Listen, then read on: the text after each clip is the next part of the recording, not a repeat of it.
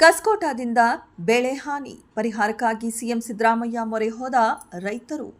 ಚಿಂಚೋಳಿ ತಾಲೂಕಿನ ಕಸ್ಕೋಟ ನಿರ್ಮೂಲನಾ ಹೋರಾಟ ಸಮಿತಿ ಸದಸ್ಯ ರೈತರು ಚಿತ್ತಾಪುರ ತಾಲೂಕಿನ ಸೂಗೂರು ಗ್ರಾಮದಲ್ಲಿ ಮುಖ್ಯಮಂತ್ರಿ ಸಿದ್ದರಾಮಯ್ಯನವರಿಗೆ ಭೇಟಿ ಮಾಡಿ ಕಸ್ಕೋಟದೊಂದಿಗೆ ಮನವಿ ಸಲ್ಲಿಸಿ ಪರಿಹಾರಕ್ಕೆ ಆಗ್ರಹಿಸಿದರು. ರೈತ ಮುಖಂಡ ಗೋಪಾಲ ಎಂಪಿ ಸಿಎಂ ಬಳಿ ಕಸ್ಕೋಟ ಕುರಿತು ಅಳಲು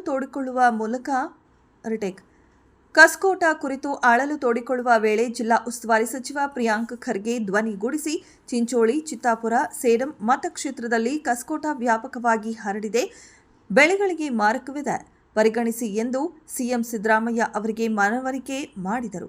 ಮಾಹಿತಿ ಪಡೆದ ಸಿಎಂ ಸಿದ್ದರಾಮಯ್ಯ ಪರಿಶೀಲಿಸಿ ಪರಿಹಾರ ಕಲ್ಪಿಸುವುದು ಎಂದು ಭರವಸೆ ನೀಡಿದರು. ಇದೇ ಸಂದರ್ಭದಲ್ಲಿ ಪ್ರಮುಖರಾದ ಗೋಪಾಲ ಎಂಪಿ, ಗಾರಂಪಲ್ಲಿ, ಶಿವಕುಮಾರ ಅಂಬಲಗಿ, ಗಂಗ್ ರಿಟೆಕ್, ಸಂಗಪ್ಪ ಚಿಂಚೋಳಿ, ರೇವಣಸಿದ್ದಪ್ಪ ಪೂಜಾರಿ, ನಾಗರಾಜ ಗುತ್ತೇದಾರ, ಪ್ರಭು ಭೋವಿ, ಮೈಬೂಬ ಅಲಿ ಸೇರಿದಂತೆ ಅನೇಕರು ಇದ್ದರು.